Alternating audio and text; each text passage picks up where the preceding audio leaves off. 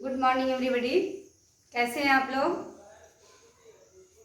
मज़े में? तो चलिए आज का क्लास में हम लोग पढ़ने वाले हैं कि सुभद्रा कुमारी चौहान ने जो कविताएं लिखी है, कौन सी कविताएं?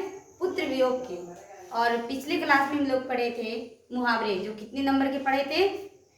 4 मार्क्स के।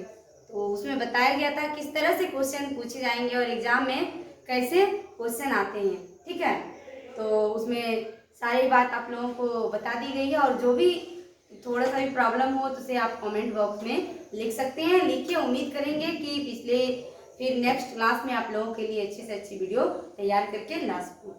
तो आज की क्लास में हम लोग जानने वाले हैं सुभद्रा कुमारी चौहान की जीवनी और उन्होंने क्या क्या चीज़ किए, कौन सी रचनाएं लिखी और इसके बाद वो जो आप लोगों के पाठ्य पुस्तक में लिखी हुई है पुत्र वियोग, इससे उनकी क्या आशय है, क्या बताना चाहती है पुत्र वियोग के बारे में।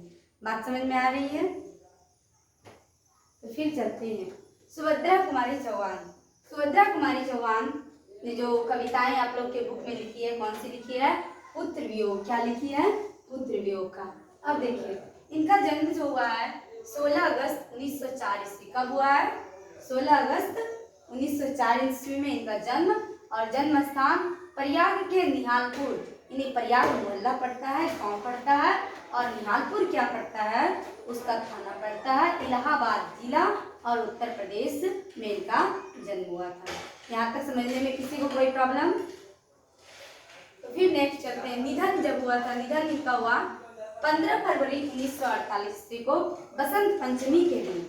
बसंत पंचमी के दिन यानी अप्रैल माह में ये जब नागपुर से जबलपुर वापसी आ रहे थे, नागपुर से जबलपुर आ रहे थे कार से, ये क्या हुए? दुर्घटनाग्रस्त से मृत्यु हो गई। कार से दुर्घटना हो गई जिस वजह से इनकी मृत्यु हो गई। और मृत्यु कब हुई?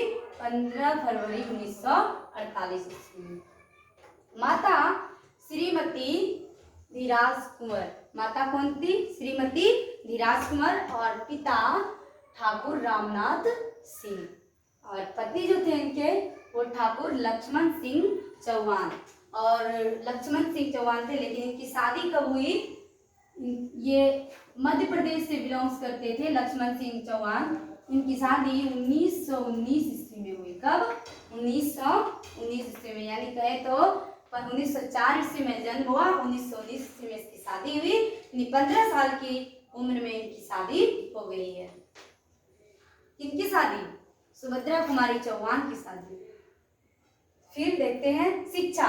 शिक्षा जो ये प्रारंभिक शिक्षा इन्होंने की है वो क्रास्थवेट गर्ल्स स्कूल में इनकी प्रारंभिक शिक्षा हुई और इलाहाबाद में प्रारंभिक शिक्षा हुई। क्रास्थवेट गर्ल्स स्कूल, ये इसी स्कूल में महादेवी वर्मा भी इनके साथ पढ़ती थी।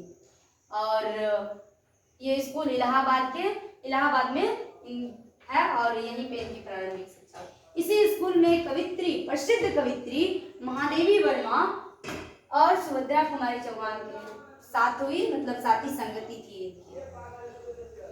अब देखिए, अच्छा, जब महादेवी वर्मा की बात आती है तो महादेवी वर्मा का जन्म 1907 ईस्वी में हुआ था। कब? 1907 में।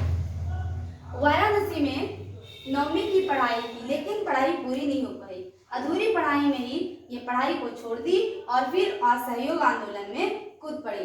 असहयोग आंदोलन जो चला वो महात्मा गांधी के नेतृत्व में 1920 ईस्वी से 1922 ईस्वी तक चला। इसमें भारतीय लोग काफी सफल रहे। अब देखिए, कर्म क्षेत्र जो है ये सबसे ज्यादा समाज सेवी में काम करते थे और राजनीति, स्वाधीनता संघर्ष में सक्रिय थे। संघर्ष में सक्रिय भागीदारी निभाती थी। कई बार ये जेल भी गई और मध्य प्रदेश में कांग्रेस पार्टी की एमएलए रही। मध्य प्रदेश में किस पार्टी के एमएलए? कांग्रेस पार्टी के एमएलए रही। और इनकी जो सबसे ज्यादा अभिरुचि है वो काव्य रचनाएं इन्होंने कहीं कहीं आप लोगों को मिला होगा 9 साल में और कभी कभी प्रारंभ आप दिखा होगा 15 साल में। लेकिन इनकी जो काव्य रचनाएं हैं वो 15 साल में इन्होंने शुरू कर दी रचना लिखने, यानी कि कविता लिखने इन्होंने 15 साल में प्रारंभ कर दी। प्रमुख कवित्री एवं साहित्यकार में प्रतिष्ठित थे। रचनाएं मुकुल। मुकुल में लगभग 1000 कविता का संग्रह है, जिसमें से कि इसी मुकुल पर ही 1930 ईस्वी में हिंदी साहित्य के लिए इसको हिंदी सर्केसरिया पुरस्कार ये होता है, हिंदी साहित्य सम्मेलन में सबसे अच्छे करने वाले व्यक्ति को सेकसरिया पुरस्कार दिया जाता है, जो इसमें इसको 2 बार मिला है। कितने बार मिला है सेकसरिया पुरस्कार? इसको 2 बार मिला है। ठीक है, एक तो मिला है मुकुल पे और दूसरा हुआ है मिला है इसको बिखरे मोती पे। और जो इन्होंने कविताएं लिखी, त्रिधारा, सभा के खेत, इस तरह की महत्वपूर्ण कविताएं इन्होंने लिखी, जो कि हम आप लोगों को बोर्ड पे लिख दी हैं। और बहुत सारी कविताएं लिखी हैं, लेकिन ये सारी कविताएं क्या है, इनके द्वारा रचित बहुत ही महत्वपूर्ण कविताएं हैं। अब देखिए पुरस्कार। पुरस्कार में मुकुल पर 1930 में हिंदी साहित्य के सम्मेलन का सेकसरिया पुरस्कार मिला, जो कि 2 बार पाने वाली महिला थी। ये नारी के हृदय की कोमलता और मार्मिक भाव के पक्ष में विचार करती है। इस कविता में भी हम यही देखेंगे, नारी के हृदय की मार्मिकता किस तरह है, उसी के पक्ष में ये विचार करती है। तो फिर अब हम जानते हैं पुत्र वियोग से क्या आशय है। पुत्र वियोग में सुभद्रा कुमारी चौहान क्या बताना चाहते हैं। अब देखिए पुत्र वियोग में क्या तो आप लोग समझ रहे हैं या नहीं समझ रहे हैं? देखिए पुत्र वियोग में सुभद्रा कुमारी चौहान क्या बताना चाहते हैं। बहुत ही इंटरेस्टिंग कविताएं हैं ये। इसका जो भाषा है ना वो बहुत ही सरल है, यानी कोई भी समाज में जिस तरह की भाषाएं बोली जाती है ये उसी तरह की भाषाएं ये बोलती थी। और उसी पे जो कविता लिखी है, चलिए तो फिर सुनते हैं हम लोग क्या लिखी है। लिखती है, आज दिशाएं भी हंसती है उल्लास विश्व पर छाया, मेरा खोया हुआ खिलौना अब तक मेरे पास ना आया। कहता है आज सारी दिशाएं हंसती है, पूरा विश्व क्या है उल्लास से भरा हुआ है, खुशी से भरा है, लेकिन मैं क्या हूँ, इतनी दुखी हूँ कि किसी से कुछ कह भी नहीं सकती हूँ, किसी से कुछ बोल नहीं सकती हूँ, क्योंकि मेरा खोया खिलौना क्या हो गया है, खो गया है। मतलब यहाँ खिलौना किसको कहा है? अपने बेटे को खिलौना कहते हुए संबोधित करती है। मेरा खिलौना खो गया है, इसलिए मैं बहुत ही उदास हूँ, अब तक मेरे पास ना आया। मतलब उसका बेटा खत्म हो गया, बेटे की मृत्यु हो गई है, इसलिए अभी तक वो मेरे पास नहीं आया। बताइए बेटे की मृत्यु होने के बाद क्या उनके पास कभी आ सकता है? नहीं आ सकता है। तो फिर ये लिखती है, शीत न लग जाए इस भय से, नहीं गोद से जिसे उतारा, छोड़ काम दौड़ कर आई, माँ कहकर जिस समय पुकारा। कहता है शीत न लग जाए, शीत न लग जाए इस भय से, नहीं गोद से जिसे उतारा। ये डर लगता है माँ को कहीं धूप न लग जाए, कहीं धूप न लग जाए और कहीं इसको शीत न लग जाए। इस डर से वो अपनी गोद से भी अपने बेटे को नहीं उतारती है और कहती है माँ कहकर जिस समय उसने पुकारा, कितना भी काम क्यों ना हो उसे छोड़कर वो तुरंत दौड़ी चली आती है। अब नेक्स्ट जो लाइन कहती है वो कहती है, थपकी दे दे जिसे सुनाया, जिसके लिए लोरियां गाई, जिसके मुख पर जरा मलिनता, देख आंख में रात बिताए। कहता है थपकी दे दे, बच्चे जब नहीं सोते हैं तो उसको थपकी दे दे के सुलाया जाता है, लोरियां सुनाया जाता है कि वो क्या सो जाए। उनके मुख पे माँ जरा सा भी मलिनता नहीं देखना चाहती है, जरा सा भी वो उदासी देखना नहीं चाहती है, चाहे माँ कितनी भी कष्ट में क्यों नहीं है। यही तो माँ होती है। माँ शब्द एक ऐसा शब्द है जिसके लिए दुनिया में कोई ऐसा शब्द नहीं बना। इसलिए एक चीज आपने सुने भी होंगे, पूत कपूत हुई ना परना माता सुनी कुमाता। पूत कपूत हुई ना परना माता सुनी कुमाता। पुत्र जो है माँ को मार सकता है, माँ को जला सकता है, माँ को काट सकता है, लेकिन माँ हमेशा अपने पुत्र के लिए निरंतर यही प्रयास करती है कि मेरा जान भी क्यों नहीं चले जाए, लेकिन मेरा बच्चा क्या हो, सुखी संपन्न जीवन जिए।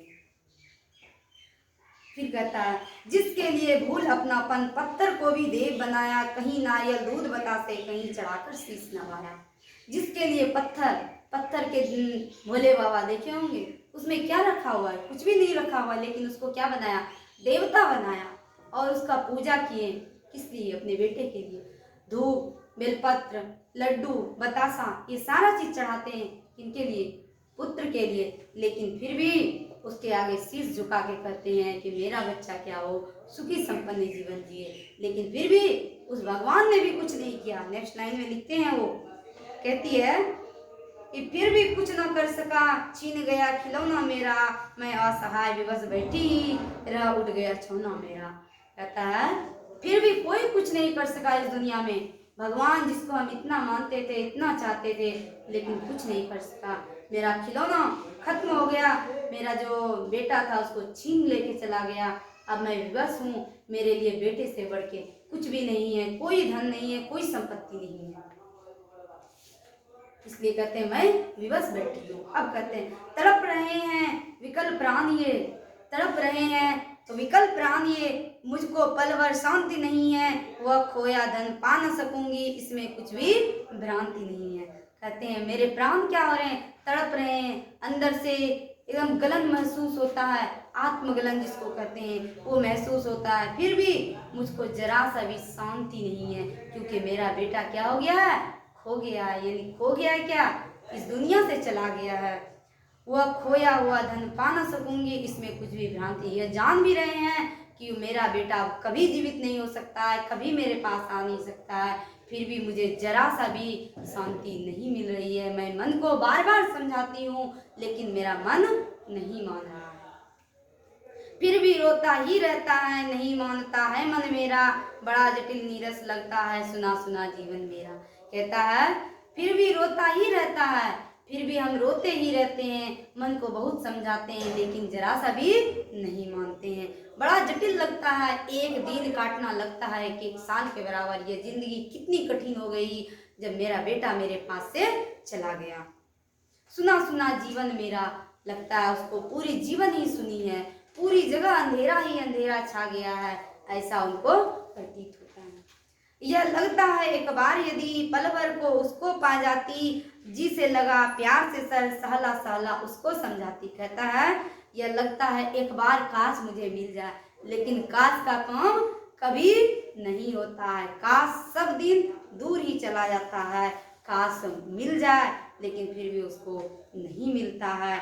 और कहती है यदि मिल जाता तो जी भर के उसको सीने से लगा के उसे समझाती, बहुत प्यार करती, लेकिन उसको नहीं मिल पाती। फिर वो कहते हैं मेरे भैया मेरे बेटे, अब माँ को यूं छोड़ न जाना, मेरे भैया मेरे बेटे, अब माँ को यूं छोड़ न जाना, बड़ा कठिन है बेटा को कर माँ को अपना मन समझाना। कहता है मेरे भैया मेरे बेटे, भैया को तो छोड़ सकते हैं, लेकिन मेरे बेटे को कभी नहीं छोड़ सकते हैं, बड़ा कठिन है बेटा खोकर, बेटा को खोकर, बेटा के असमय मृत्यु हो जाने पे बहुत ज़्यादा कठिन लगता है। ऐसा लगता है कि उसके पास कुछ नहीं है, सारी जीवन अंधेरी है, पूरी जगह अंधेरा है, ऐसा उसको लगता है। माँ अपने मन को बहुत समझा रही है, लेकिन उसका कोई परिणाम नहीं निकलता है। नेक्स्ट लाइन कहती है और लास्ट, भैया बहन भूल सकते हैं, पिता भले ही तुम्हें बुलावे, किंतु रात दिन की साथिन माँ कैसे अपना मन समझावे। कहते हैं भाई भूल सकता है तुम्हें, बहन भूल सकता है, लेकिन जिस माँ ने तुम्हें 9 महीने अपने पेट में रख के उस माध्यम से, जिस माध्यम से तू चल रहा है, उस माध्यम से तुम्हें सांस, हवा, पानी, जल जो तुम चाह रहा है वो खा पी करके तुम्हें देती है। और इसके बाद भी जब तू जन्म लिया तुम्हारे साथ सोती है, और जीवन भर तक जब तक कि तुम बड़े नहीं हो जाते तब तक वो तुम्हारे साथ ही रहती है। और यही नहीं, जीवन तक।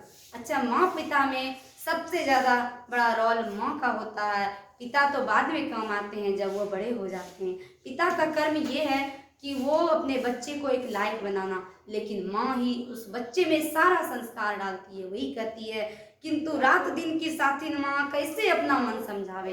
पिता तो भूल सकते हैं तुम्हें, लेकिन हम कैसे भुला पाएं तुम्हें, तुम्हें हम जीवन में कभी नहीं भुला पाएंगे। तो इस तरह की कविताएं सुभद्रा कुमारी चौहान ने पुत्र वियोग के बारे में लिखती है। और फिर इस कहानी, इसमें जो पूछे जाते हैं कविता में, कि पूछ लिए जाएंगे एग्जाम में कि पुत्र वियोग के रचयिता कौन है, कवित्री कौन है, और सुभद्रा कुमारी चौहान ने कौन सी कविताएं लिखी है, जो आपके बुक में लिखी है। 4 ऑप्शन दिए रहेंगे, तो उनको क्या करना है, वहाँ पे टिक करना। और नेक्स्ट जो क्वेश्चन बनता है वो ये बन सकता है कि मुकुल पर पुरस्कार कब मिला? 1930 ईस्वी में। और शेखसरिया पुरस्कार निम्नलिखित में से किसे दिया गया है? दे देगा 4 ऑप्शन, 4 कवियत्री का नाम आप लोगों को टिक करना। किसे दिया गया? सुभद्रा कुमारी चौहान को दिया गया। किसे दिया गया? सुभद्रा कुमारी चौहान को। अब देखिए, इसमें यदि कभी कभी पूछ लिए जाएंगे कवियत्री का खिलौना क्या है? कवियत्री किसको खिलौना मानती है? तो अपने बेटे को मानती है। ठीक है। कवियत्री स्वयं को असहाय और विवश क्यों कहती है? क्यों कहती है? क्योंकि वो अपने बेटे के खो जाने से बहुत ही ज्यादा विवश हो जाती है। उसे पूरी जीवन में सिर्फ अंधेरा ही दिखता है। तो इस तरह की क्वेश्चन आप लोगों के एग्जाम में यदि पूछे जाएंगे तो ऐसे लिखेंगे। लेकिन क्वेश्चन जो पूछे जाते हैं वो पूछे जाएंगे कि पुत्र वियोग का सारांश अपने शब्दों में लिखें। तो आप लोग क्या कीजिएगा, इसका सारांश लिख करके वो सर के व्हाट्सएप ग्रुप पे सेंड कीजिएगा। फिर नेक्स्ट क्लास में मिलते हैं, तब तक के लिए बाय।